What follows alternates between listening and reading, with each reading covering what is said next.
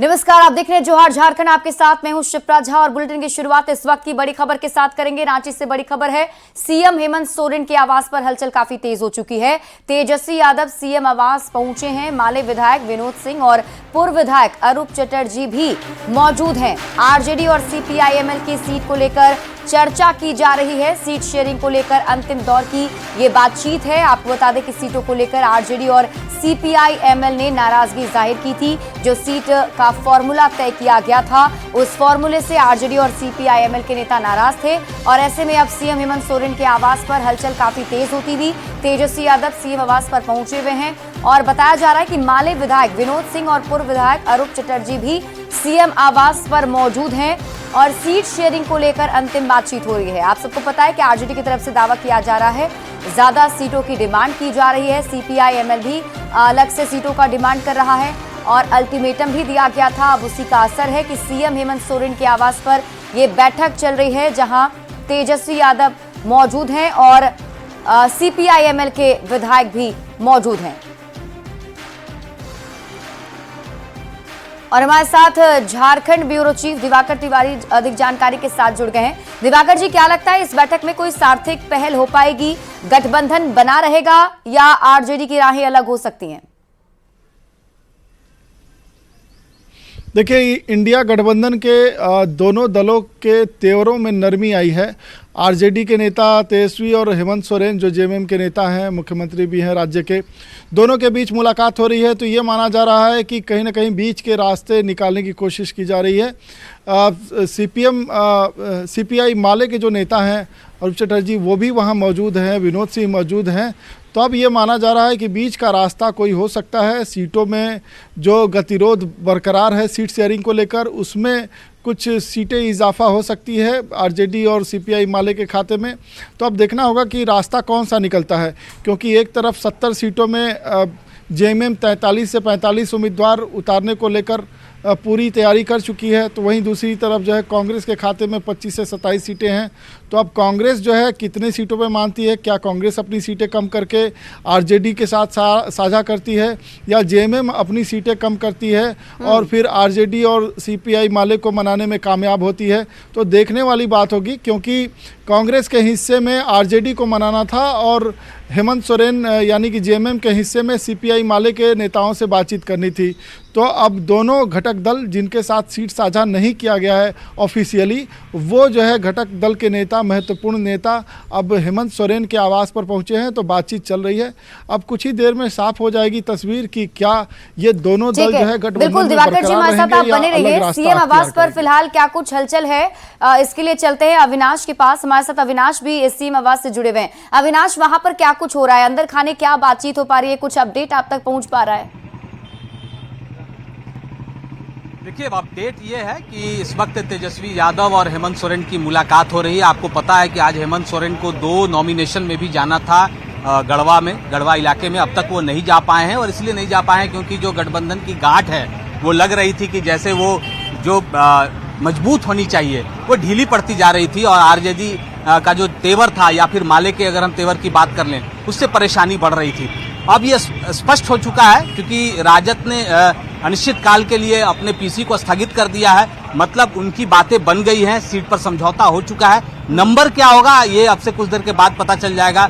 वहीं अगर हम माले की बात कर लें तो माले के जो विधायक हैं विनोद सिंह और जो पूर्व विधायक अरूप चटर्जी, वो भी लगातार 2 घंटे से आवास पर हैं और बातचीत चल रही है। एक चीज यहाँ ध्यान देना होगा कि आरजेडी ने अपनी पीसी जरूर स्थगित कर दी है, लेकिन माले की जो पीसी है जो समय 2 बजे का है, उसकी कोई सूचना अभी तक नहीं आई है कि उसे स्थगित किया गया है। तो आधे घंटे अभी वक्त है, देखना होगा। जो माले के राज सचिव हैं मनोज भट्ट से भी मेरी बातचीत हुई है, उन्होंने कहा है कि अब तक हमने अपनी पीसी स्थगित नहीं की है। तो अब ये देखना होगा कि क्या कुछ होता है अंदर, जो बातें हो रही हैं। और कल से लगातार जिस तरह से मनोज झा कह रहे थे, उन्होंने कहा कि कष्ट हुआ, जिस कष्ट को लेकर हम लगातार बातें भी करते रहे हैं, लोगों को पता चला कि वो कष्ट के बिंदु क्या थे। और अब अगर पीसी स्थगित कर दी गई है और संख्या के बारे में कहा जा रहा है कि पहले 3-4, अब ये संख्या 7 के लगभग जाएगी या उससे ऊपर जा सकती है, तो थोड़ा इंतजार होगा। और ये भी हम उम्मीद कर सकते हैं कि चूंकि हेमंत सोरेन यहाँ मौजूद हैं, तेजस्वी यादव यहाँ मौजूद हैं और माले के भी विधायक यहाँ मौजूद हैं, अगर गठबंधन की सीटें तय हो जाती हैं तो एक और पीसी यहाँ हो सकती है, जो अंतिम जो 11 सीटें बची हैं या फिर जो पहली की भी जो सीटें थी उसमें कहीं कोई फेरबदल करना है तो यहाँ ताजा अपडेट कुछ देर के बाद मिल सकती है। क्या लगता है अविनाश, और कितनी देर तक ये मुलाकात जो है दोनों के बीच चलने वाली है? देखिए, आधे घंटे से ज्यादा की मुलाकात नहीं होगी। मैंने पहले ही कहा कि हेमंत सोरेन को गढ़वा जाना है, वहां 2 नॉमिनेशन है। भावनाथपुर में जो उनके प्रत्याशी हैं अनंत प्रताप देव वो नॉमिनेशन कर रहे हैं, और गढ़वा से अगर हम बात करें जो मंत्री हैं मिथिलेश ठाकुर वो आज नॉमिनेशन कर रहे हैं। दोनों ही नॉमिनेशन में उन्हें जाना था, जो वहां सभा आयोजित की गई है उसमें उन्हें भाग लेना है, उसे संबोधित करना है, तो समय नहीं है और ज्यादा समय बीतने के बाद शाम के वक्त ये सभा नहीं हो पाएगी। हमारे साथ आप बने रहिए, हमारे साथ दिवाकर जी भी लगातार बने हुए हैं। दिवाकर जी, जिस तरीके से अविनाश बता रहे हैं कि बार बार जो है स्थगित किया गया प्रेस कॉन्फ्रेंस आरजेडी का और अब अनिश्चितकाल के लिए स्थगित कर दिया गया है, मतलब ये माना जाए कि बात बन गई है। और क्या लगता है अगर बात बन जाती है तो कितनी सीटों पर बात बन सकती है? देखिए, कहीं ना कहीं बातचीत अब ट्रैक पे है, इसीलिए आरजेडी ने अपने जो प्रेस कॉन्फ्रेंस का समय है वो उसको पहले बदला, फिर उसके बाद जो है उन्होंने स्थगित कर दिया 1:30 बजे का जो प्रेस कॉन्फ्रेंस था। तो अब इसका मतलब है कि आरजेडी और जेएमएम के बीच जो संवाद हुआ है, जेएमएम जो कि इस गठबंधन में सबसे बड़े दल की भूमिका में है, यानी कि बड़े भाई की भूमिका में है, तो अब जेएमएम जो है अपने खाते की सीटों से कितनी सीटें देकर आरजेडी को मनाती है और कांग्रेस भी जो है उनके इस कवायद में कितनी मदद करती है, अब देखने वाली बात होगी कि अब कुछ घंटों बाद जब ये तस्वीर साफ हो जाएगी तो ये भी स्पष्ट हो जाएगा कि आरजेडी को 7 सीटें दी जा रही है या 7 से ज़्यादा सीटें दी जा रही है।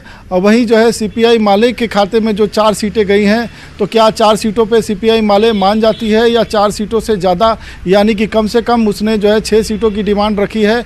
और चॉइस ऑफ सीट की बात हो रही है कि जिन उम्मीदवारों को लेकर जो है उन्होंने जिस निश्चित सीट पर तैयारी कर रखी है तो उस सीट पर कम से कम जेएमएम या कांग्रेस के उम्मीदवारों की दावेदारी ना हो, यानी कि जेएमएम या कांग्रेस उन सीटों पर अपने उम्मीदवार नहीं उतारे बल्कि सीपीआई माले या आरजेडी के उम्मीदवार को उतारने का मौका दे। मतलब इससे साफ नजर आ रहा है कि जो हेमंत सोरेन है वो पूरे गठबंधन दल को साथ में लेकर जाने की कोशिश कर रहे हैं और उम्मीद जताई जा रही है कि आधे घंटे के अंदर सब कुछ क्लियर भी हो जाएगा। शुक्रिया आप दोनों का हमारे साथ जुड़ने के लिए और इस अपडेट को हमारे साथ साझा करने के लिए। देखिए, झारखंड आरजेडी अध्यक्ष संजय सिंह यादव का एक बड़ा बयान सामने आया है। उनकी तरफ से कहा जा रहा है कि सम्मानजनक संख्या पर ही बात बनेगी, मतलब ये कि जो सीटों की संख्या हमें मिल रही है वो अगर सम्मानजनक होती है तब जाकर बात बनेगी। सम्मानजनक संख्या क्या होगी बड़े नेता तय करेंगे। बड़े नेताओं के साथ लगातार बातचीत चल रही है।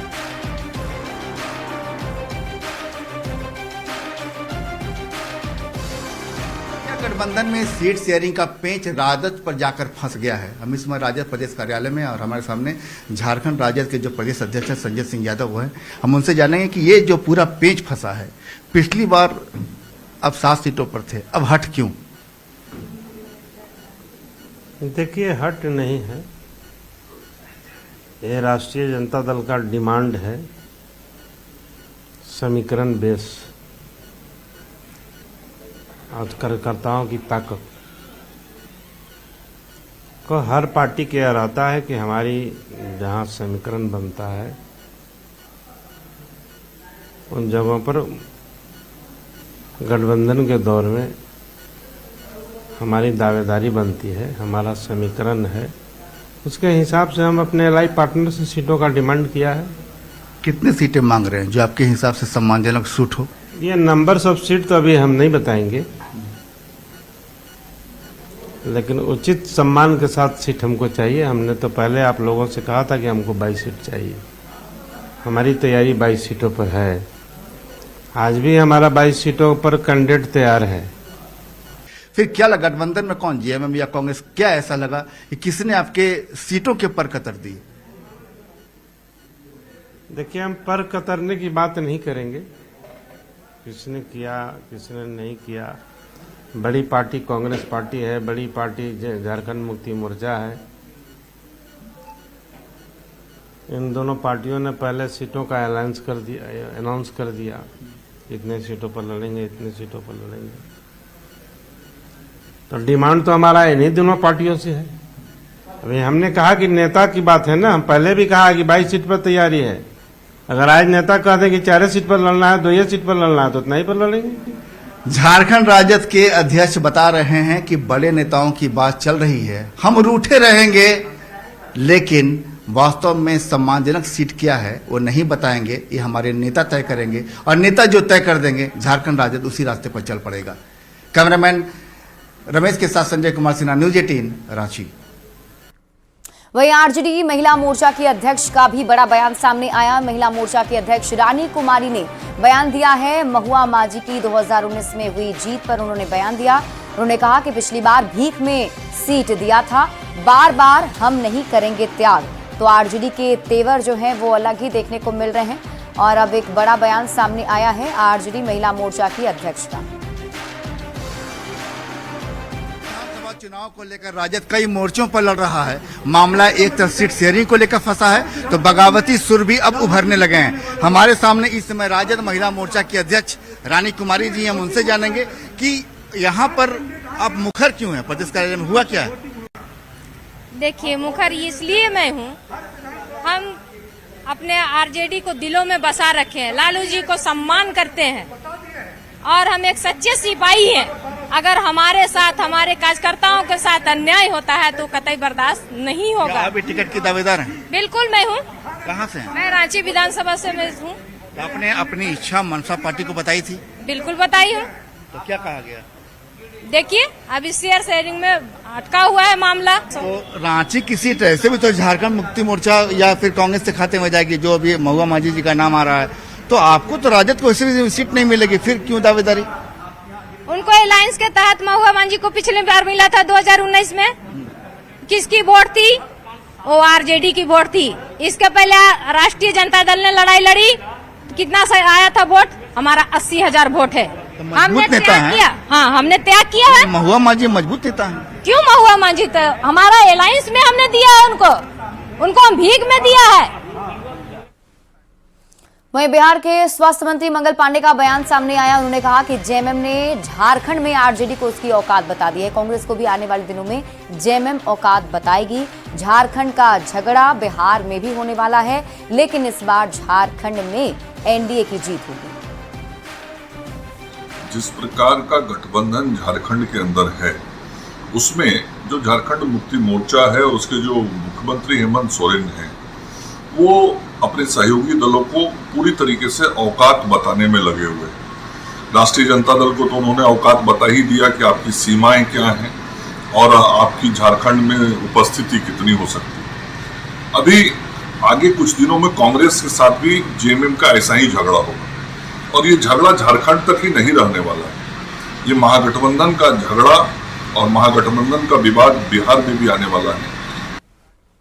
और इस बीच आपको रांची से बड़ी खबर बताते हैं। पंकज मिश्रा को जमानत मिल गई है। पिछले 2.5 साल से जेल में बंद है। खनन घोटाले का आरोपी है पंकज मिश्रा, जिसे जमानत मिल गई है। 1000 करोड़ के खनन घोटाले मामले में मामला दर्ज हुआ था। सीएम हेमंत के विधायक प्रतिनिधि भी रह चुके हैं और अब उन्हें जमानत मिल गई है।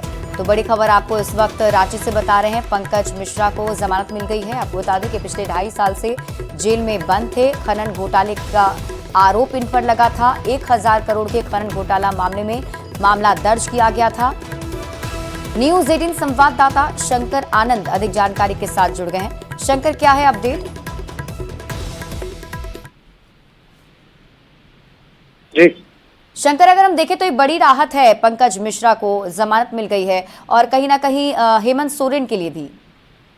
निश्चित तौर पर देखिए, पंकज मिश्रा को एक बहुत बड़ी राहत रांची हाईकोर्ट से मिली है और जिस तरह से पंकज मिश्रा की गिरफ्तारी हुई थी, तकरीबन 2 साल पहले उसकी गिरफ्तारी हुई थी और जिस तरह से पंकज मिश्रा को मनी लॉन्ड्रिंग एक्ट के तहत इसको गिरफ्तार किया गया था जांच एजेंसी के द्वारा, तो इस मामले में सिर्फ पंकज मिश्रा नहीं बल्कि पंकज मिश्रा से जुड़े कई लोगों को भी एक बड़ी राहत मिली है, क्योंकि पंकज मिश्रा पर जिस तरह से आरोप थे इलीगल माइनिंग का और इसके साथ साथ मनी लॉन्ड्रिंग करके करोड़ों रुपया अर्जित करने का, और जिस तरह से पंकज मिश्रा के बारे में बताया जाता था कि उसका जो एक राजनीतिक गलियारों में एक बहुत अच्छी पकड़ है, जिसका वो प्रभाव दिखा करके वो मनी लॉन्ड्रिंग के मामले को अंजाम दे रहा था। तो इस मामले में जिस तरह से कोर्ट के अंदर में जांच एजेंसी के द्वारा तमाम सबूतों को रखा गया था, लेकिन पिछले 2 साल से ज्यादा का वक्त बीत चुका था और इसके खिलाफ तमाम सबूतों को जब इकट्ठा किया गया और उसके बाद तमाम मामलों को कोर्ट के सामने रखा गया। तो उसके बाद कोर्ट ने इस मामले की गंभीरता को देखते हुए अब जमानत दे दिया है। तो कहीं न कहीं पंकज मिश्रा के साथ साथ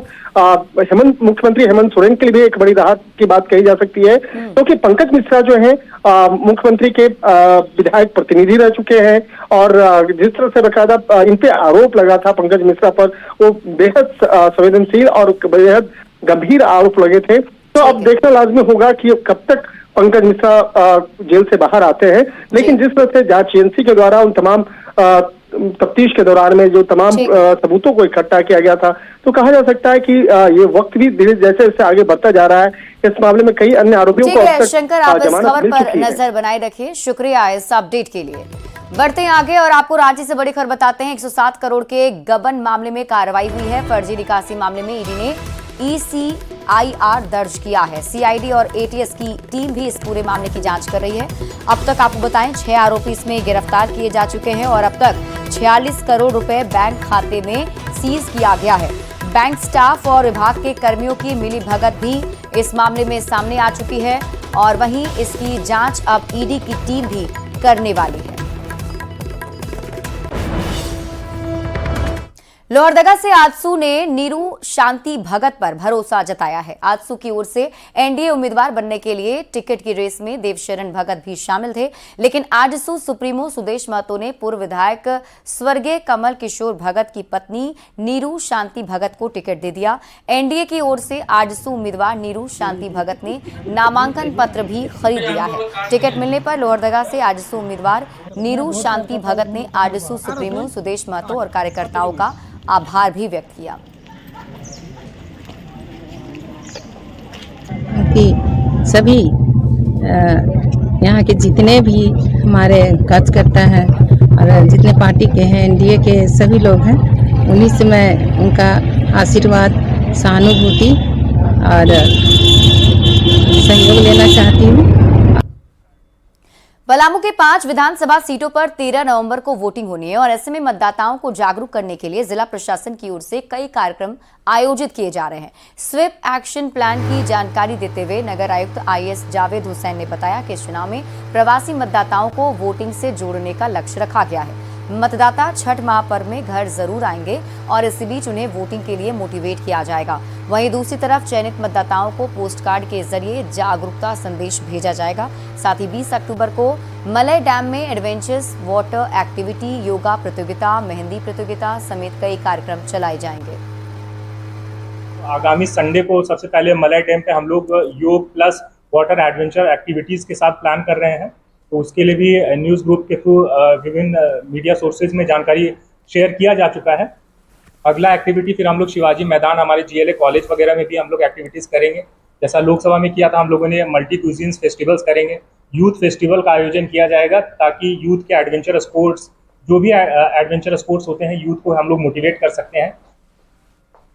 झारखंड में विधानसभा चुनाव की तारीख करीब आते ही पार्टियों ने अपनी गतिविधियां भी तेज कर दी है। झारखंड मुक्ति मोर्चा आज चुनाव का शंखनाद कर रही है, जहां मुख्यमंत्री आज गढ़वा पहुंचेंगे। वो 81 भवनाथपुर से अनंत प्रताप देव और गढ़वा से मिथिलेश ठाकुर के नामांकन में शामिल होंगे और चुनावी सभाओं को संबोधित भी करेंगे। पुलिस प्रशासन मुख्यमंत्री के आगमन को लेकर पूरी तरह से तैयार है। चुनाव को लेकर चुनावी अंदाज में अब जेएमएम कूद पड़ी है, इसलिए क्योंकि झारखंड के मुख्यमंत्री हेमंत सोरेन गढ़वा आ रहे हैं।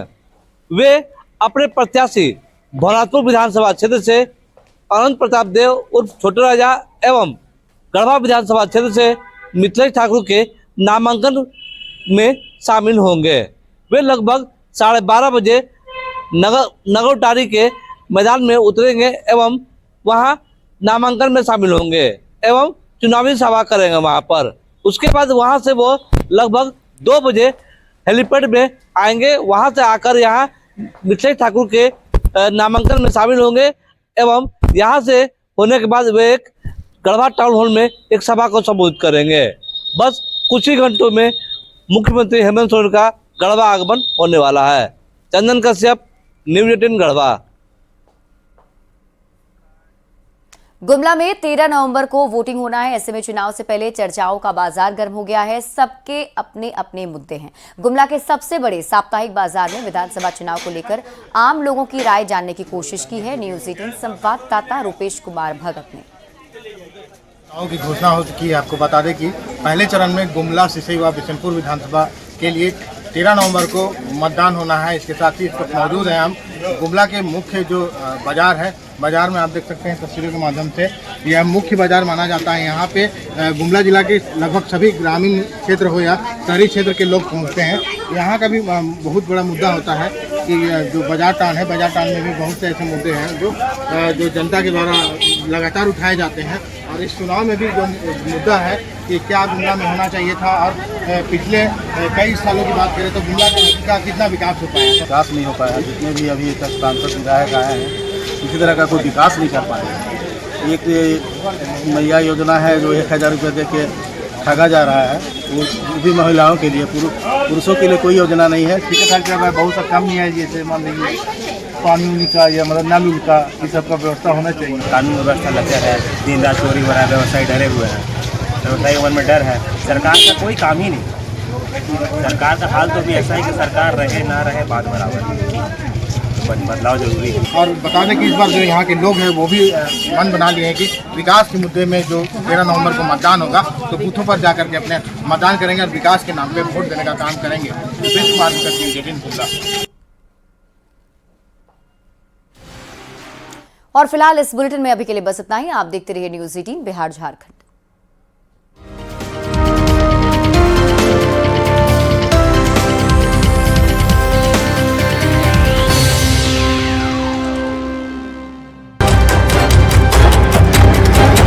राजनीति खूब जायकेदार होती है।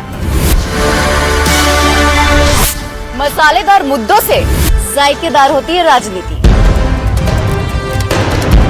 झारखंड के तरह तरह के मुद्दों के साथ देखिए मेरे साथ ये जायका चुनावी है।